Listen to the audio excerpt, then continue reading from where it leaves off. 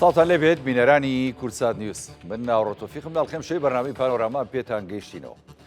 زۆر جار کە باسی پێشکەوتنی تەکنەلۆژیا دەکرێت بە تایبەتی ئەنتەرنێت و ئەوانەی کە پەیوەندی هەیە بە تۆڕە کۆمەڵایەتیەکانەوە دەوترێت دنیا بۆتە گوندێکی بچووکراوە. سۆشیال میدیا لە ئێستادا بەشێکی سەرەکی ژیانی زۆربەی کەسەکانی داگیر کردووە. سۆشیال میدیا ئەگەر بە شێوازە دروستەکەی بەکار بهێنرێت خزمەتێکی گەورەی مرۆڤایەتی و کۆمەلگاکە لە هەموو ئاستەکان لە هەموو تەمەنەکان، بەڵام لە زۆرێک لە وڵاتانی دنیا ئەم بابەتە لە ژێر چاودێری و لە ژێر کۆنتڕۆڵدایە. هەرێمی کوردستان لە ڕابردوودا هەوڵی زۆریدا کە لە ڕێی پەرلەمانەوە یاسایەک بۆ بابەتی سۆشیال میدیا و هەروەها ئەنتەرنێت لە هەرێمی کوردستان دەربکا بۆی کە لە چوارچێوەی یاسادا ڕێشی بخاتەوە. بەڵام ئەم کارە تا ڕادەیە دەتوانین بڵێین بە ئەنجام نەگەیشت. چەندین دیدار و چەندین کۆبوونەوە و چەندین پانێڵ لەسەر بابەتی سۆشیال میدیا کاریگەریەکانی مەترسیەکانی هەروەها ئەو ڕۆژشارە و خراپەی کە هەبوو و کارتێکەر بوو بۆ کۆمەلگا، ئەمانەش نەبوونە هۆکاریەوەی کە سۆشیال میدیا کۆبکاتەوە لە چوارچێوەی یاسایەکدا. بەڵام ئەمڕۆ بە چاودێری بەڕێز کاحەمەی حەمەسایی وەزیری ڕۆشنبیری و لاوانی حکوومەتی هەرێمی کوردستان لە هەولێر دیداری سۆشیال میدیا پانتاییەک لە ڕوانکە یاساییەکەیەوە ڕێکخراوە. دیدارەکە ئامانجێتی کە لەگەڵ لایەنەکان و لەگەڵ شارەزایان و لەگەڵ یاساناسان چوارچێوەیەکی یاسایی بۆ ئەم بابەتە گرنگە بدۆزنەوە کە کۆمەلگا بە ئاقارێکی خراپدا نەبا. ئەم شۆ گفتوگۆکەین لەسەر بابەتە بە میوانداری بەڕێز کاک دەری جەمال ڕاوێژکاری وەزیر ڕۆشنبیری و لاوانی حکوومەتی هەرێمی کوردستان کە بە سوپاسەوە لە شاری هەولێر و لە بەرنامەی پانۆراما لەگەڵمانە. کاک دەریت سڵاوت لێبێ. ینی ئامانجتان لە دیدارەکە وەکو باسم کرد لە پێشەکێکەدا ئامانجیشی دیاریکراوە، دەتانەوێت سۆشیال میدیا لە ڕوانگە یاسایەکەوە ئێوە کاری لەسەر بکەن و بە خەڵکی ئاشنا بکەن. ئەمێ سەرەتا باز لە دیدارەکە بکەیت و ئەو کەسانی کە بەشدارن لە دیدارەکە و بەرنامەی دوو ڕۆژی دیدارەکە بۆ ئێمە بۆ بینەران بخەیتە ڕوو. فەرموو کاک دەلیلجان. سڵاو ڕێز کاک ئاوڕێگیان، سڵاو بۆ بینەرانی کورسات. وەکو جەنابی شدا ئاماژەت پێات خۆتان نەزانن ئێستا پانتایی و فەزای سۆشیال میدیا لە هەرێمی کوردستان بە ئاراستەیەکە کە خەتەرێکی گەورەی دروست کردووە و لای هەمومان ئەم خەتەرە بەجددی وەرگیراوە و سۆشیال میدیا یەکێکە لەو فاکت و یەکێکە لەو فەزایانەی کە ئەوە نییە تەنها توێژێک لی بەرپرس بێت یا کاریگەری لەسەر توێژێکە بێت. وەکو دەزانیت ئەم تەکنەلۆژیا ئەم پەیوەندیە کۆمەڵایەتیەکان ئەم هەموو بابەتانەی کە چنە ناو چوارچێوەی سۆشیال میدیاوە ئێستا بە جۆرێکی وای لێ هاتووە کەسمان ناتوانن لێمانی دەرباز بێت، بەڵکو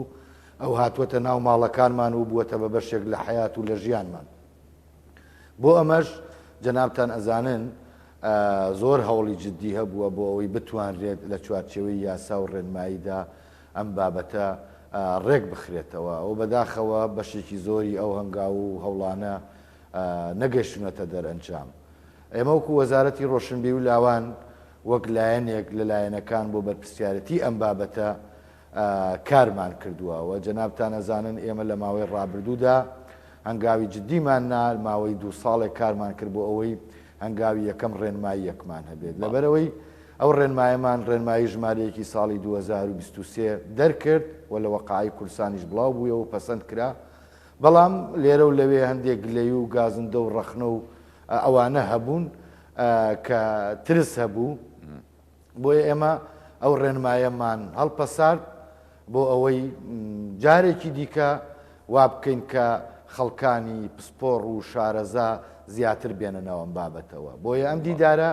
دەلاقە و پەنجەرە و سەکۆیەک بوو بۆ ئەوەی بتوانین تەواوی ئەو خەڵکانەی کە خەمیانە ئەم بابەتی سۆشیال میدیایە بووە بە خەمی ڕۆژانەیان وەزانن فەزایەکی خراپ بەرەم هاتووە و هەمومان دەزانین چەند مەترسی گەورەی لەسەر کۆمەلگا، لەسەر پەروەردە، لەسەر تەندروستی، لەسەر کللتور، لەسەر ئەمانە هەمووی دروست کردووە. بۆی ئەم دیدارەمان کرد بۆ ئەوەی سەکۆیەک بێ هەمومان لێرە بیر و بۆچوون و ئاڕاکانمان لێرە بەرامبەر یەکتر مناقەشە و گفتوگۆ بکەین. ئەم دیدارەی وەزارەتی ڕۆشنبیری و لاوان وامان کرد کە سێ ئاراستە لە خۆ بگرێت، واتە پانێڵەکانی ئێمە دیدارەکەی ئێمە سێ ئاراستە بوو. ئاراستە یەکەمیان لایەنی حکومی پەیوەندیدار بەم بابەتی سۆسیال میدیا وەکو وەزارەتی ڕۆشنبیری، وەکو گواستنەوە و گەیاندن، وەکو وەزارەتی ناوخۆ، وەکو داواکاری گشتی، وەکو وەزارەتی خۆتانزانی تەندروستی، پەروەردە فەرمانگەی میدیا و زانیاری، ئەوانی دیکەش ئەمەمان هێنا ئەم ئاراستەیە بۆ ئەوەی هەم ئەوان باسی وەزارەت و ڕۆیای وەزارەتەکانی خۆیان لایەنی پەیوەندیداری خۆیان سەبارەت بە سۆسیال میدیا کێشە و گرفتەکان لەکوێدان ئەمانە لێرە گەنگەشەکرا مناقەشەکرا. بۆ بەشێکی دیکەی پانێڵەکانمان ئەو سندیکای ڕۆژنامە نووسی و سندیکاکانی دیکە و هەموو ئەو سەنتەرانەی کە لەم بوارەدا کاریان کردووە، هەنگاویان ناوە، چەندین توێژینەوە و بحساتیان هەیە لەبارەی کاریگەرەکانی سۆسیال میدیا و بەم فەزایە و لە غیابی یاسا و ڕێنماییە لە هەرێمی کوردستان. ئەوانیش بەڕاستی بیر و بۆچوون و ڕای خۆیان ئەمڕۆ دوانیوە ڕۆی ڕۆژی یەکەمان بابەتەکانی خۆیان خستە ڕوو و مناقەشە و گفتوگۆ کرا و پانێڵی سێمان کە سبەینەیە کاژمێر دەدەست پێکات، ئەوانیش کۆمەڵێک کەسایەتی پسپۆڕ و شارەزان لە بوارەدا قسەیەک جدیان هەیە لەسەری و ئەم دیدارە دیدارێکی تایبەت بوو بەشێکی زۆری ئەوانەی کە بەشدار بوون ئەوانن کە لە پشتی سۆسیال میدیاون بۆ خۆیان سایتیان هەیە و ئەوانیش خەمیان هەیەوە چۆن بتوانین بە هەمومانەوە وا بکەین کە یاسا و ڕێنمایەک هەبێت ڕێ بخاتەوە. ئەمە لە پێناوی پانتایەکی بەرفراوان بۆ ئازادی ڕادربڕین، واتە ئەم هەنگاوانەی ئێمە بۆ ئەوەیە ئازادی و مافەکانی تاک زیاتر بن، بەڵام ئێمە پێویستمان بەوەیە کە یاسا و ڕێنمایی هەبێ ئەم بابەتە ڕێکخاتەوە. لە دنیاە دەزانی هەموو ئەم بابەتانە بە یاسا و ڕێنمایی ڕێکخراوە، چونکە سۆسیال میدیا ئێستا کە وەک پێشتر وتم بووە بە بەشێک لە ژیانمان، کاریگەری لەسەر کۆمەلگا هەیە. مادام ئەم بابەتە کاریگەری لەسەر کۆمەلگا هەیە لە تاک لە گشتی هەیە، کەواتە خەمەکە خەمی گشتیە، واتە بەرپرسیارەتەکە بەرپرسیارەتی گشتیە، کەواتە بێ هەمومان پێکەوە بوون. ئەم دیدارەش هەمومانی کۆ کردەوە بۆ ئەوەی هەم لە حکومەت، هەم لە سندیگا و ڕێکخراوەکان، هەم لە خەڵکانی شارەزا و ئەکادیمی لە زانکۆکان، مامۆستایان، بەرپرسان، ئەمانە هەمومان پێکەوە. ئامانجەکە چییە؟ ئامانجەکە ئەوەیە ئێمە لەم دیدارەیە کۆمەڵێک پێشنیار و ڕاستپاردە گەنگەشە بکەین، واڵیان جێنین و ئەم پێشنیار و ڕاستپاردانە لە ماوەیەکی زۆر نزیکدا لە ڕێی وەزارەتی ڕۆشنبیری و لاوانەوە ئاراستەی لایەنی پەیوەندیدار وەکو پەرلەمانی کوردستان ئینشەڵڵا لە ئایندێکی نزیکا پەرلەمانەکە دروستە بێ بۆ ئەنجومەنی وەزیران و بۆ خودی وەزارەتی ڕۆشنبیری و لاوان کە لایەنێکی معنی و بەرپرسە بەرامبەر بە میدیا بەگشتی و سۆسیال میدیا. ئێمە ئەمانەوێت ئەمانە ڕاستپاردەی جدی بن و بە جدیش کاریان لەسەر بکەین بۆ ئەوەی لە ئایندەیە و بە تایبەتی لە ئەم خولەی نوێی پەرلەمانی کوردستان کە بە جدی کار بکرێت. من لێرەوە داوا لەو پەرلەمانتارە بە ڕێزانە ئەەکەم کە ئەبنە ئەندام پەرلەمان لەم خولەیە بە جدی پێش هەموو ئیشێک ئیشمان ئەوەیە کە ئێمە یاسایەکی هەماهەنگ، یاسایەکی گشتگیر، ڕێنمایەکی باش بۆ سۆسیال میدیا بکەین. بەڕاستی خەتەرێکی گەورەیە جەنابتان ڕۆژانە ئێوە میدیاکارن بە تایبەتی کورسات زۆر ئەمانە لێرە خەڵکانی پسپۆر بانگەکە قسەی لەسەر سۆسیال میدیاکە و کاریگەریەکان ئێستا وای پێهاتووە مناڵەکانمان لە قوتابخانە تیکتۆک چوزانم وەکو جەنابیش داماژەت پێدا، ینی بابەتی سۆسیال میدیا هێندە پانتایەکەی فراوانە ئەگەر لە ڕۆی یاسەکەەوە تۆ کۆنتترۆلی نەکەی ئەوە تا ئێمە ڕۆژانە ئەبینین کە بەهۆی سۆسیال میدیاوە، یعنی ڕۆژانە لە ڕووی کەسایەتیەوە لە ڕووی مرۆڤایەتیەوە چەندە زەرەر ئەگەیەنێ بە تاکەکانی کۆمەڵگە، ینی بابەتی خۆکوشتنە، بابەتی ینی ناشرینکردنی لایەنی بەرامبەرە، لە بابەتی تەشهیرە، بابەتی ناوزڕاندنە، یعنی ئەمانە هەموو کۆمەڵە هۆکارێکن بە دڵنیایەوە ئێوەی بەرپرسانی هێناوەتە سەرهێڵ لە ئێستادا و لە ڕابردوو ژۆک و جەنابە داماژەت پێدا. بەڵام منەمەوێت یەک دێرێک لە ینی قسەکانی تۆ بە هەند وەربگرم و گرنگیش بوو لەلام کە ئەڵەی ئەم دیدارە یاخود ئەم هەنگاوە بۆ بەرتەسکردنەوەی ئازادیەکان نییە. بە حەقەت لە ڕابردوو گلەی زۆر هەبوو لەوەی کە ینی پەرلەمانی کوردستان یاخود حکوومەت هێرێمی کوردستان ئامانجێتی ئازادیەکانی تاک بەرتەسک بکاتەوە بە هۆکاری دەرکردنی یاسا یاخود ڕێنمایی لە پەرلەمانی کوردستان یاخود لە حکوومەت هێرێمی کوردستانەوە. وابزان وەزارەتی ڕۆشنبیری ژەماوەکانی ڕابردوو هەندێک ڕێنمایی تونتان دەرکرد بۆ ئەم بابەتە وەوەتان نەتانتوانیانی بەر بە بابەتەکە بگرن. ئێستا ئێوە کە کارەکەن لەسەرەوەی کە یاساکەش هەبێ و ئازادیش بەرتەسک نەکرێتەوە بەڕاستی ئەمە گرنگە جێگەی دەستخۆشیە. ئەتانەوێت ینی کاری جدی بکەن و کەسانی شارەزاشتان هێناوەتە بوارەکەوە و ئاخۆ حکومت ینی کێوە کە ئەم ڕێنمایانە بەرزەکەنەوە یاخود ئەم بابەتانە گەڵاڵاکەن و بەرزیەکەنەوە ژۆتان لێگرێت چکەوە لایەنێکی معنین وەکو وەزارەتی ڕۆشنبیری حکوومەت هێرێمی کوردستان بەڕاستی کە گرنگە ئێوە ئەم کارە پێهێستاون. کاک ئاوڕێگەن وەڵا ڕێک پرسیارەکەی جەنابەت من ئومێدەوارم هەر کەسێک کە خەمی ئەم کۆمەلگایە هەیە هەم گوێی لە پرسیارەکەی جەنابش بێ و هەمیش منیش وەکو تاکێکی ئەم وڵاتە گوێی لە قسەکانی منیش بێت. ئەوە تا هەمومان ئەزانین ینی هەر کەسێک لە بەرپرسان لە ئەوانەی لە ناو سۆسیال میدیان ئەوانەی لە ناو خەمی ئەم وڵاتیان هەیە سەبارەت بە سۆسیال میدیا ئەوە تا هەمومان کۆکین لەسەرەوەی کە خەتەرێکی گەورەی لەسەر کۆمەلگا دروست کردووە. وەزارەتی ڕۆشنبیلاوان جەنابەت دەزانی هەم ڕوئیای کاکە حەمەکە هەر بۆ خۆی ینی لە وتینەکە وتارەکە باسیەوەی کوتی من 40 ساڵە خەباتم کردووە بۆ ئازادی چۆن ئەبمە هۆکاریەوەی کە ئازادی بەرتەسک بکەمەوە. بەشێکی زۆری ئەو ڕێنمایی پێشووی وەزارەتی ڕۆشنبیلاوان ینی بەشێکی زۆری بەڕاستی نەخوێنرایەوە ینی مناقەشە و گفتوگۆی لەسەر نەکرا ئەکرێ جۆرێک بڵێم ناتێگەشتنێک لە نێوان ئەوانەی کە ترسیان نەبوو لەگەڵ لایەنی پەیوەندیدار لە ناو وەزارەتی ڕۆشنبیلاوان و حکوومەتە دروست بوو. خاڵێکی دیکە ئەوەیە جەنابەت ئەزانیت ینی هەر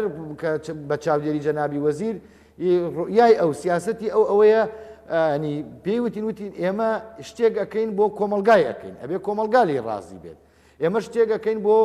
میدیاکار و بۆ کۆمەلگایەکەن بابەتی سۆسیال میدیا کاک ئاوڕێگەن تەنها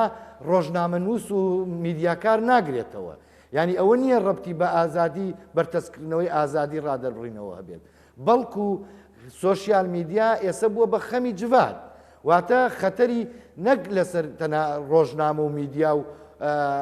هاوڕێیانی ڕۆژنامەنووس دەبێت ئێستا خەتەری لەسەر پەروەردە دروست کردووە. ئەمڕۆ بۆ منەوە نوێنەری وەزارەتی تەندروستی وەکو وەزارەتی پەروەردە قسەیان کرد ینی چەند خەتەر لەسەر تەندروستی هەیە لەسەر پەروەردە هەیە. بۆیە ئێمە ئەم دیدارەمان کرد بۆ ئەوەی هەموو ئەو بەڕێزانەی کە قسەیان هەیە بۆ ئەوەی لە ئایندەیە حکوومەتی هەرێمی کوردستان پەرلەمانی کوردستان گوێ لەم ڕاستپاردانە بکرێت کە ئەمە ڕاستپاردەی بەشێکی زۆری ئەو خەڵکانن کە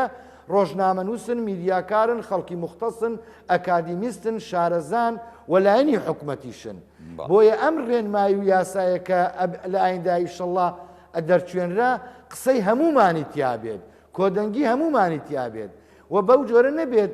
لایەنێک یاسایەک دەرکات بۆ نمونە بەشێکی کۆمەلگاکە دژی بێت. مادام ئێمە ئەمانەوێت مادام خەمەکە خەمی جددیە مادام سۆسیال میدیا بووە بە ترسێکی گەورە لەسەر کۆمەلگا کەواتە ئەبێ بێرو بۆچێنەکانیشمان یەک خەین کەواتە ئەبێ ئێمە بە کۆدەنگیەوە بچینە ناو ئەم بابەتەوە. ئەگەر خوا نەکردە حکوومەتی هەرێم یا وەزارەت یا هەر شوێنێک یاسایەکی دەرکرد کۆمەلگاکەی کرد بە دوو بەشەوە کەواتە ئێمە خراپمان کرد نەک باشمان کرد. لەگەڵ ئەوەشا ئێمە وەکو وەزارەتی ڕۆشنبیلاوان بە جددی خەمی ئەم بابەتەمانەیە و ئەوانش لە دەرەوەی وەزارەتی ڕۆشنبیلاوان وەکو ڕۆژنامەنووسان و سندیکا و خەڵکە مختەسەکە بە جددی ئەوانیش خەمیازانی کاکدەواتە ئەم دوو خەمە ئەبێ یەک بگرن ئەو تەبەقە و ئەو چینە ینی ڕۆشنبیر یاخود کە ناوێنن بۆ نمونە ڕۆژنامەنووس یاخود ڕاگەیاندنگار یاخود ئەوانەی نووسەرن یاخود ئەوانەی کە چۆنەڵی پەیجەوانن یاخود بۆ نمونە سایتیشیان هەیە بەڕێوێ بن ینی مەترسیەکەیان لە ڕابردوو ئەوە بوو بۆ نمونە هەمومان بینیمان ینی جاریوا بوو کەسێک لەسەر کۆمنتێک لە سۆسیال میدیا بەڕاستی ژیرە ڕوبەڕووی لێپرسینەوە ئەکرا لە بنکەکانی پۆلیس لە دادگاکان ینی بەڕاستی حکوومەدرا خەڵک لەسەر ئەم بابەتە ئێستا ترسەکە ئەوەیە ینی من تاوان ئەو دێڕی کە ئاماژەت پێدا لە وتارەکەی بەڕێزکە حەمەیە کە وتوێتی ینی من خۆم چەندین ساڵ خەباتم کردووە بۆ ئازادی ئێستا نایم ئازادی خەڵک بەرتەسکەمەوە بەڕاستی ئەمە گەشتبینی ئەیە بە من و دڵنیاشم گەشتبینیاوە بە کۆمەڵێکی دیکەی خەڵک ئێستا ژووی لەم بەرنامە و گفتوگۆی من و تۆیە ینی ئەمەیە قسەکە کە ئەم بابەتی ئێوەش لە داهاتووە نەبێتە ڕێگر و ئالنگاری بۆ هەندێک کەس کە ناتوانن بە حەقەت قسەیشی ئازادیش بکەن لە سوۆسیال میدیاوە. ئەمە قسەکەیە لەسەر ئەم بابەتە ئێوە بەجددی لە خەتن و کارەکەن بۆ ئەمەش. کاک ئەوڕێگیان ئێمە کوردستانین، ئێمە هەموو ئەوانەی ڕۆژنامە من بەڕاستی پێت بڵێم ڕاستەوە بەشێکی گەورەی سوۆسیال میدیاوە هەمومان ئەزانین لە تیکتۆک لە بابەتەکانی دیکە، بەڵام ئەوەشمان بیر نەچێت بۆ نمونە لە ناو سوۆسیال میدیا کۆمەڵێک سەربازی ونی دڵسۆز لە سایتی ناودار کار ئەەکەن ئەیانەوێ بۆ نمونە، بەڵام بەداخەوە زۆر جار ئەم دڵسۆزیانە کە هەیە لە ناو سوۆسیال میدیا ئەیانەوێ سوۆسیال میدیا بە ئاراستە باشەکەیە بۆ خزمەتی کۆمەلگا برن کەمن یاخۆ توزانم جۆرێک لە پەرتەوازەین. ئێمە ئەمانەوێ ئەمانە کۆبینەوە پێکەوە بەربەوە بکرین. ئێمە ئەزانین لە دنیاە سوۆسیال میدیا بابەتێکەی تر ئەبێ حەلیکەی ئەبێ چارەسەرێکی بۆ بدۆزیتەوە، بەڵام ئەمە لە کابراڵێ لە قازانج مایە زەرە قازانجەکە نەخوا ئەمە بۆ ئەوەیە یەک ئێمە ئازادی بەرفراوانتر بکەین و مەبدەئیەن وەزارەتی ڕۆشنبی و لاوان ڕۆیای جەنابی وەزیریش ئەوەیە ئەبێ ئازادی بەرفراوان بێت، بیوڕاکان بەفراوان بن، چونکە ئێمە ئەزانین ئازادی بەرفراوان بێت کۆمەلگا گەشەی زیاتر ئەکا وشیاری زیاتر بڵاو بێتەوە، بەڵام بیریشمان نەبێت ئازادیەک بەو جۆرە نەبێت کە خۆتانەزانن کۆمەڵێک خەڵک بەداخەوە بن لە چوارچێوەی یاخود بە ناوی ئازادی ڕادەربڕینەوە بۆ نمونە لە مەرامی دیکە لە تێکدانی مجتەمەعا. ینی من بە نمونەیەک ئەمڕۆ کە باس کرا بۆ نمونە نوێنەری وەزارەتی تەندروستی، ینی جەنابەت زانی ئەو ڕیکلامانەی کە لە ناو سوۆسیال میدیا ئەکرێ، ینی کابرا نە مختصە بە دانەوە نە مختصە بچوزانم بە نەخۆشی سەرێشەوە چوزانم بە ناوی گژووی گیای نازانم خۆماڵی و دەوای خۆماڵیەوە جەنابەت دەزانی پانتایەکی گەورەی بەدڵنیە ئەوە ضرورەتە ڕێگری بکرێت دەزانی جەنابەت ئەزانی بۆ نمونە بە تایبەتی کە ئەمڕۆ ڕۆژی بەرەنگاربوونەوەی تونند و توژیە دژی ژنانی ئێمە بەشێکی کایەکی گرنگن لە حکومەت لە ناو کایی ڕۆژنامەنووسیە. جەنابەت ئەزانی کە ئەمڕۆ ئەو هەفتەی بەرەنگاربوونەوەی تونند و تیژیە یەکێک لە فیگەرێک توێژێک کە قوربانی یەکەمی ناو سوۆسیال میدیا ژنانن بەڕاستی پێ بڵم. جەنابەت ئەزانی ئێمە ئەگەر نەکرێت جەنابەت ئەزانیت هەموو ئەوەی کە گوێی لە من ئەزانێ ئەنی زۆرجار خۆکوشتن چوەتە ناو سوۆسیال میدیاوە، ینی بەڕاستی پێت بڵێم ئەو کێشە و گرفتانەی کە جاران لە ناو خێزانەکانە لە ناو کۆمەلگاکانە لە ناو کۆڵان و شارەکانە لە ناو چاخانەکانە چارەسەرەکرا ئێستا ئەمانە هەمووی چوەتە ناو سوۆسیال میدیاوە. جاران جەنابەت دەزانی ئەگەر کێشەیەک لە کۆڵانێک هابوو چوار پیاوەڕۆشتن چارەسەریان نەکرد کۆڵانەکەی ئەو دیونەیە زانی، ئێستا وای پێ هاتووە بۆ نمونە تەقلید ئەکرێتەوە، مناڵەکانمان تەقلیدی ئەکەنەوە بە ناوی هەزار شتەوە بۆ نمونە بۆتە براندێک بەڕاستی لە ناو سوۆسیال میدیا پارە پەیاردکردنێک ئینسان خۆی ڕوو دەکاتەوە، ئینسان بۆ نمونە خێزانی ئەباتە سەر سوۆسیال میدیا. هەموو دنیا با من ئەمە بڵێم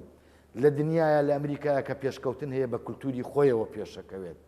ئێمەی کورد بە کولتوری خۆمانەوە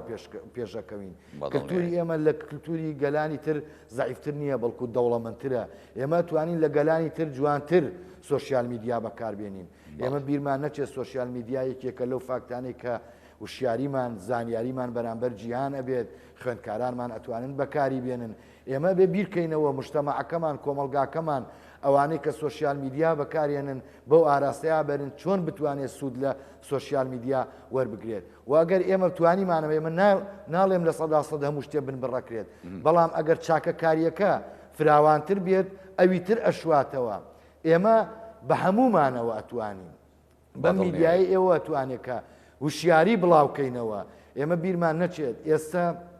باوەڕکە سوۆسیال میدیا لە ئەتۆم خەتەرترە، چونکەزانی چی لە ناوبردنێکی لەسەر خۆیە داڕمان و ژێرخانی کللتوری و فەرەنگی و ئەخلاقی کۆمەلگاکەی پێوە بەندە بۆ لەبەرەوەی ناتوانانی لێی ڕاکەیت. ینی ئێستا هەمووی سوۆسیال میدیا بۆ نمونە ئێستا ئەم بەرنامەی جەنابەت ینی هاوڵاتیەک لە شاخێک بێت کارەبای نەبێت بە مۆبایلەکەی توانێت بەرنامەکە و بابەتەکەی من و تۆ ببینێ لەسەر سوۆسیال میدیا هاتووە ئێستا ئەوەن یەکسەر بڵاو ئەبێتەوە کەواتە ئەڵێ ینی ئەوەندە خەتەرە ئێمە ئەگەر نەتوانین باش بەکاری بێنین ئەزانین چ نەوەیەکی زۆر خراپ بەرەمێت ئەو کاتە لەوە چێ بڵێن ئێمە کەم تەرخەم بووین بۆیە ئەم خەمە خەمی جواتە مادام خەمی جواتە خەمی هەمومانە بەڵام خاڵێکی دیکەش هەیە بەڕاستی پێت بڵێم بەڵێ حکومەتی یاریمی کوردستان پەرلەمانی کوردستان من لێرەوە داواکەم ینی لە هەموو خەڵکە دڵسۆزانە با هەنگاوی یەکەم بنرێت ئەم یاسایە دەرکرێت ئێمە نابێ بترسین چونکە خۆ دەزانی یاسا ڕێنمایی ینی گەڵێن کەلامی خوان نییە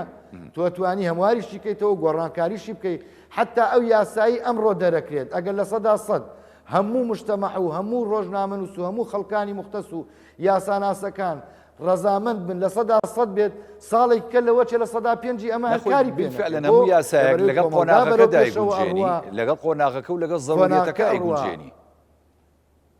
ئێمە بۆیە پێویستە کاگەڕێکیان پێویستە هەنگاوی یەکەم بنین ئێمە ئەم دیدارەمان کردەوەکو دەلاقە و دەرگایەک بۆ دیداری دیکەش بێ بە شوێنیا هەمومان ئەم قسانەمان لە ماڵەکانمان بێنینە دەرەوە لەم دیدارانەدا بتوانین ڕاستپاردە و پێشنیارمانە بێ ئێمە هەمومان تۆمار کردووە قسەی زۆر جددی باش کرا بەڕاستی ئەوانەی هاتبوون بەشێکی زۆری ئەوانە بوون کە لە ناو سۆشیال میدیا کاریگەریان هەیە هەم وەکو تاک هەم وەکو ئەوەش کە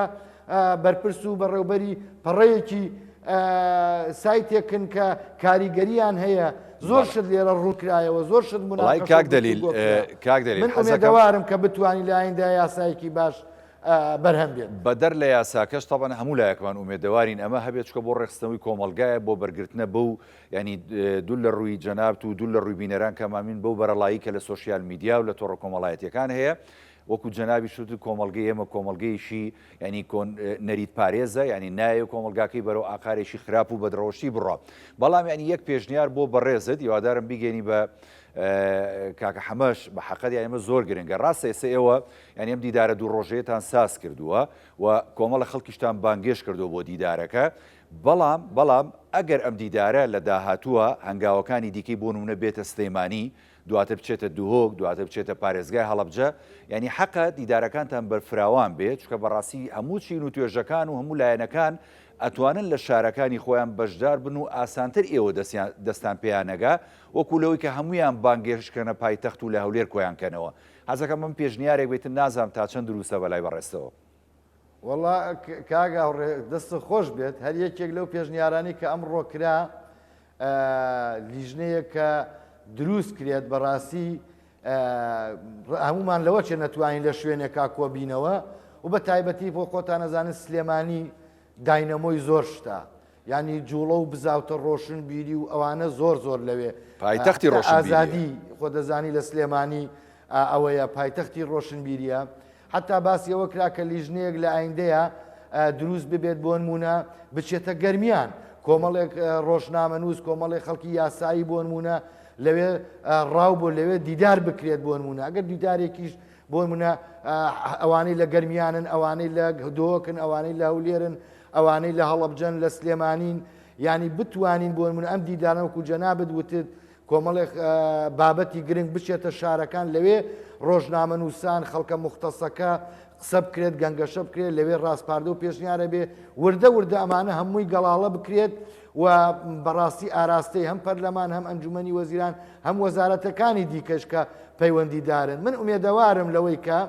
ئەم کارە بە خەڵکی دڵسۆز ئەکرێت بە میدیاکان ئەکرێت بە وشیاری ئەکرێت من ئومێدەوارم ئەو هەموو سنتەر و ڕێکخرا و سندیکایانە هەیە کە لەم بوارەیە کار ئەکەن هەمومان لەسەر یەخەت وە کاری بۆ بکەین حکومەت ئەو سندیکایانە خەڵکانی مختص کاکە ئێمە جەنابەت دەزانی بەشی ڕاگەیاندن لە زۆربەی زانکۆکانی کوردستانە هەیە چەندین توێژینەوەیان هەیە من داواکەم لە پەرلەمانی کوردستان لە ئایندەیە سوود لە سندیکاکان لە ڕۆژنامەنووسان لە خەڵکانی پسپۆڕ و شارەزا حتا لەوانەی کە بەشەکانی ڕاگەیاندن کە چەندین توێژینەوەیان هەیە زۆرێک جاری وایە لە هەوڵێکی تاکە کەسیە ئێمە ئەمڕۆ خەڵک لێرە بەشداری بووە هەوڵی تاکە کەسی خۆی چەندین توێژینەوەی کردووە کە ئەمانە توانن لە ئایندەیە ئیسفادەی بێت ئەمانە بکەینە بەرمەن بنای ئەوەی چۆن بتوانین یاسایەک دروست بکەین یاسایەک بەرهەم ببێنین کە دڵخوازی هەموو مجتەمەعەکە بێت و بەڕاستی پێشت بڵێم ئێمە مجتەمەعێکی ئازادی خوازین ئێمە لەبەرەوەی عەسڵی ئەو خەباتی چەند ساڵەی ئێمە بۆ ئازادی بووە بۆ ئازادی ڕادەربڕین بووە و بە سەراحەت ئەبێ هەموو لایەنەکانی جوابیرکەنەوە. بەڵام ئازادیەک نەبێت کە ماڵەکانمان وێران بکە. کاک دەلیل ئازادیەک نەبێت کە ماڵەکانمان وێران بکە. دەم خۆش ینی زۆر جار عفوم کە ئەگەر من شتێک مەجالێکم بەی زۆر جار نمونەیەکم هێناوە لە چەندین بەرنامەوتم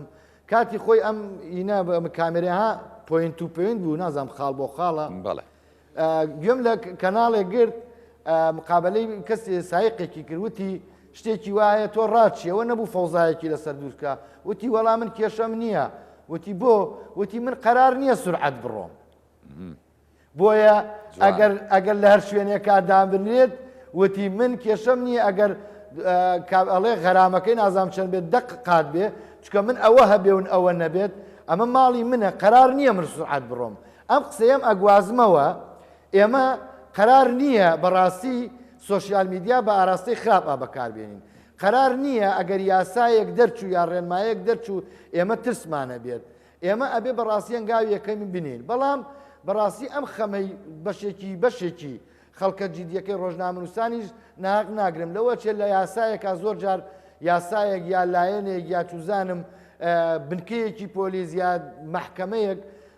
خراپ بەکاریە نابێت ینی بۆ من ئێستا جەنابەت دەزانی ئێمە یاسایەکمان نییە هەموو ئەو شتانێک کە چنە داگا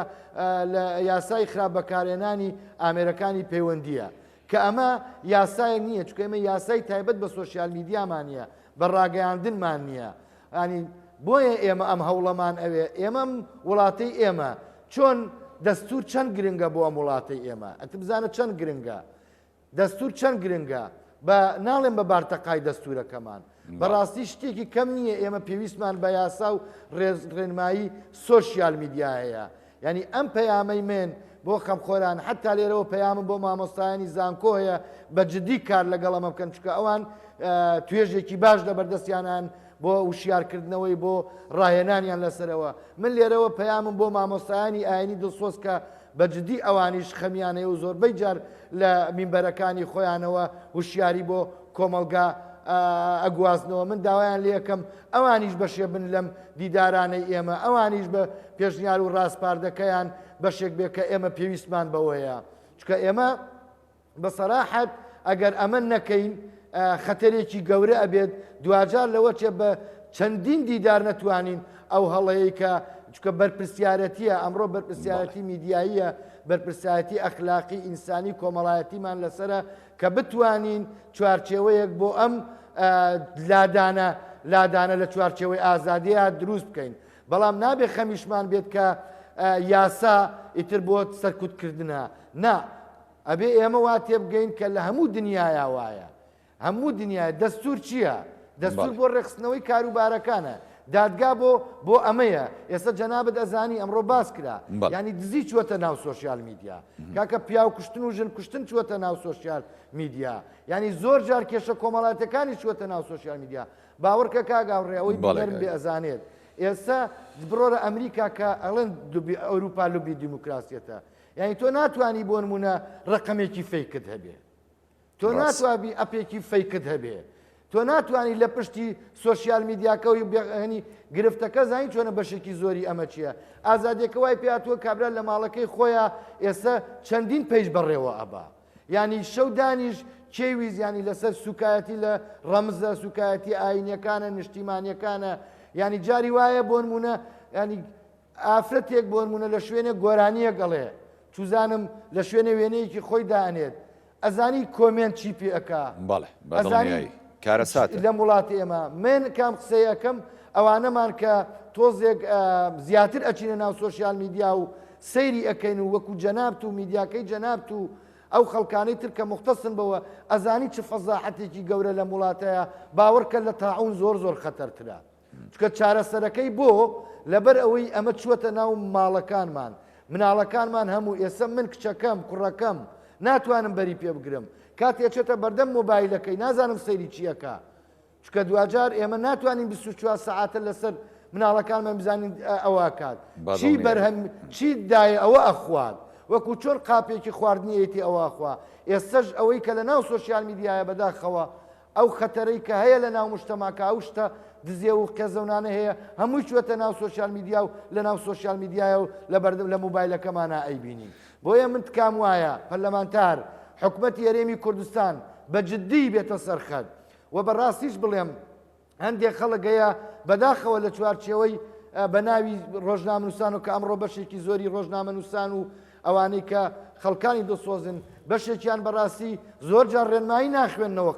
قساکەن یعنی هەر قەراریان داوە لەسەر هەموو شتێک قسە بکەن کاکە جەنابێت یەک کەسی قساکەی خەمێگەیە خەمی سوۆسیال میدیایە سوۆسیال ینی باوەڕکە من قسەم پێ گەشتوێتەوە لەوەچی ئەو کەسەی کە ئێستا گوێ لێمە حەز ناکەم ناوی بێنم قسەمان پێ گەشتوێتەوە ئەمڕۆ باسییان کرد وتی خەڵگەیە بەنانی ئەوەیە وتوێتی کاکە من هەر لەگەڵ یاسایانی ئێمە کارەساتە ئەمە خەتەرە لەوە چێ قسەش بکە لە تەلەڤیزیۆنەکانەوە باوەڕکە وتوێتی من لەگەڵ هەر یاسایانی ئێکەواتە ئەمە زۆر خەتەرە بۆ مجتەمەعەکە ئەم کەسە بەڕاستیە بێت دانیشی لەگەڵ یا گوێی لێ بگری هەم مناقەشەی بکەی چۆن لە دنیا بە هیوای نەم هەنگاوانەتان بگاتە ئامانجی کۆتایی خۆی و کۆمەلگایەکی دروست و پارێزراو ینی لە هەموو ناشرینیەک بەرهەم بێنین تاوان بە هەوڵ و ماندووبوونی کەسانی وەکو جەنابتان و خەمخۆران و دڵسۆزان تاوان دڵسۆز و خەمخۆر زۆرمەوە لە وڵاتایەوە تا بەتەنگ ئەم بابەتانەوەیە حەزەکەم قسەی کۆتاییت لە بەرنمەکەیە بۆ ئێمە و بۆ بینەران بکەیت بۆیە زۆر ماندوود نەکەم ئەزانم ئەم ڕۆژ ماندووبووی کاک دەریجان سوپاس دەکەم کاکە هاوڕێگیان من سوپاس بۆ کورساتی عزیز یعنی خزمەتانێ من زۆر حەزم لەم جامە نییە بەڵام بەڕاستی پێت بڵێم یەکێک لەو کەڵاوانەی کە ئەمە من ناڵێم حەزەکەم بەس دیێرە بیڵێم چکە لەبەرەوەی بابەتەکەمان میدیا و سوۆسیال میدیایە ینی یەکێک لەو کەناڵانەی کە زۆر خۆشە کاتێ مناڵەکە دانیشە بە دیار کورساتەوە بێخەمیت حەزەکەم ئەم ئیدیۆمەم بگات چەند خۆشە میدیا و سوۆسیال میدیای ئێمە وابێت کەس نییە ئێستا هەمووی ئەڵێ هەر کەسی گوێ لە من بێڵێ و قسەی مامۆستا دەلیل ڕاستە کورسات لە کللتور لە بوارە ڕۆشنبیریەکانە هاوکار و هەماهنگ بووە باوەڕکە ینی سەیری ئەم کورساتکەن یەک بابەتی نییە ئێمە قسەمان لەسەری بێ ئەمە پەیامێکم بۆ بەڕێوبەر و ستاف و مای شانازیمانەوە بەڕاستیان ئیشەکەن ئومێدەوارم نمونەی کورسات زۆر بێ لە وڵاتەیە و پەیامێکی دیکەشم بۆ ئەو هەموو بەڕێزانەی کە دڵسۆزن بۆ ئەم بوارە و ئەمڕۆ بۆیان نەگونجا چکە بەڕاستی ئێمە زۆربەیمان ئاگادار کرد بوویەوە بۆیان نەگونجالەوە چێ بەر هۆکارێک وێنەیان توانی ئێمە پەیجی وەزارەتمان هەیە و زۆر بەشمان ئەوانەی لە وەزارەتی من بۆ خۆم هەر کەسیت کە زۆربەی برادران ئەم ناسن هەر کەسێک نەیتوانیوە لە دیدارەکە بێت هەر ڕاستپاردە و پێشنیارێکی هەیە من ئومێدەوارم بۆمان بنێرێت بۆ ئەوەی ئەم پێشنیار و ڕاستپاردانە ئێمە کاریان لەسەر بکەین لە ئایندەیە و هەر بابەتێکی دیکەش کە بتوانێت خزمەت بەم بابەتە بکات ئێمە ئەتوانین لە ڕێی پەیجەکەمانەوە ئەتوانێت بۆمان بنێرێت لە ڕێی بەڕێوبەرایەتیەکانمانەوە لە سلێمانی لە دهۆک لە هەڵەبجا لە هەولێر لە گەرمیان لە هەر شوێنێکی ئەم کوردستانە هەیە دەتوانێت بۆمان بنێرێت چکە بەڕاستی ئێمە پێویستمان بە پێشنیار و ڕاستپاردەی خەڵکی دڵسۆزی ئەم وڵاتە هەیە چونکە بەڕاستی خەڵکانی دڵسۆزی وەکو جەنابت وتت کەم نین مامۆستایانی دڵسۆز کەم نین ئەکادیمیست و پسپۆڕان کەم نین بە هەمومانەوە بتوانین ئەم قۆناغێکی هەستیارە بەڕاستی و پەرلەمانیش بەرەو دروستبوون ئەچێت بە هەمومانەوە هەم هاوکاری وەزارەتی ڕۆشنبیری و هەم هاوکاری پەرلەمانی کوردستان بین بۆ ئەی لە ئایندەیە بتوانی ببینە خاوەنی یاسایەکی دروست بۆ سوۆسیال میدیا و بۆ میدیا بەو هیواین سوپاس تەمەەن بۆ وەصف و ستایش و متمانەت بە کورسات کە وەکو دەستگایەکی میدیایی خزمەتێکی ینی نەبراوە ئەکات لە بوارەکەیە هیوادارین جێگەی ئەم متمانەی جەنابەت و سەرجەم بینەران بین سوپاس بۆ مامۆستا دەلیل جەمال ڕایشکاری وەزیر ڕۆشنبیری و لاوانی حکوومەتی هەرێمی کوردستان کە بە سوپاسەوە لە شاری هەولێر لە بەرنامەی پانۆراما لەگەڵمان بوو دووبارە سوپاس بەڵێ بینەرانی بەڕێز ئەڵقەی شەی پانۆراماتان پێشکەش کرا ئێوە شاد و کامەران من خواتان لەگەڵ